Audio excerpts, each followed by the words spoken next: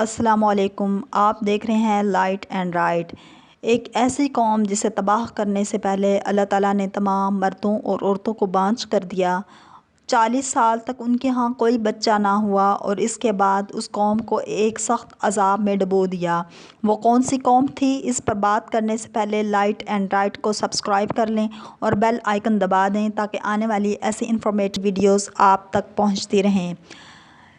طوفان نوح وہ عذاب ہے جو قوم نوح پر ان کی بت پرستی کی وجہ سے نازل ہوا۔ حضرت نوح علیہ السلام نے 950 سال لوگوں کو یکتا پرستی کی طرف دعوت دی، لیکن قلیل تعداد کے علاوہ کسی نے ایمان نہیں لایا۔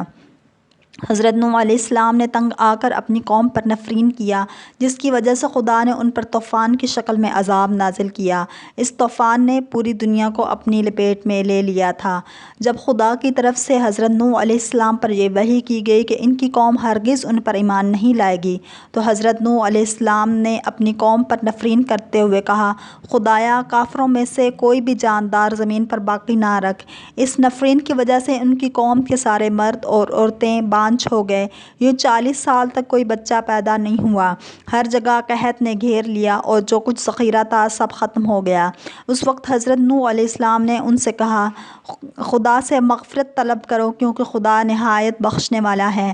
لیکن قوم نے ان سے اس بار بھی ان کی دعوت کو قبول نہیں کیا اور ایک دوسرے کو اپنے خداؤں کو فراموش نہ کرنے کی سفارش کرتے تھے۔ اس کے بعد خدا نے حضرت نوح علیہ السلام کی دعا کو قبول کرتے ہوئے ایک عظیم طوفان کے ذریعے تمام مشرکین کو نابود کر ڈالا۔ حضرت نوح علیہ السلام کشتی بنانے میں مصروف تھے کہ قوم کے سردار آپ علیہ السلام کے پاس سے گزرتے تو ہنستے، مذاق اڑاتے، بھپتیاں کستے، یہاں تک کہ کشتی تیار ہو گئی۔ اور جب عذاب الہی کا وقت آیا تو اللہ تعالیٰ نے حکم دیا کہ ہر قسم کے جانوروں کا ایک ایک جوڑا اس میں رکھ لو اور جو لوگ ایمان لائے ہیں انہیں بھی سوار کر لو۔ حضرت نوح علیہ السلام نے احکام خداوندی کے مطابق سب کو سوار کر لیا اور عبادت الہی میں مصروف ہو گئے۔ آخرکار طوفان کے آثار ظاہر ہونے لگے اور دیکھتے ہی دیکھتے زمین کے ہر گوشہ سے پانی ابلنے لگا۔ آسمان سے قیامت خیز بارش ہر شے کو بہا کر لے جانے کے درپے تھی، گویا قیامت کا منظر تھا۔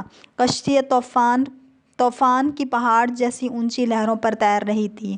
طوفان نوح میں پانی کی لہریں اس قدر بلند تھیں کہ انہوں نے روئے زمین کے تمام پہاڑوں کو بھی چھپا لیا تھا۔ زمین پر کوئی بھی چیز زندہ سلامت نہ تھی، سب کچھ نیست و نابود ہو چکا تھا۔ صرف حضرت نوح علیہ السلام کی پہاڑ نما کشتی تھی جو اللہ کی مدد سے پانی کی بلند و بالا بپھری خوفناک موجوں میں تیرتی پھر رہی تھی۔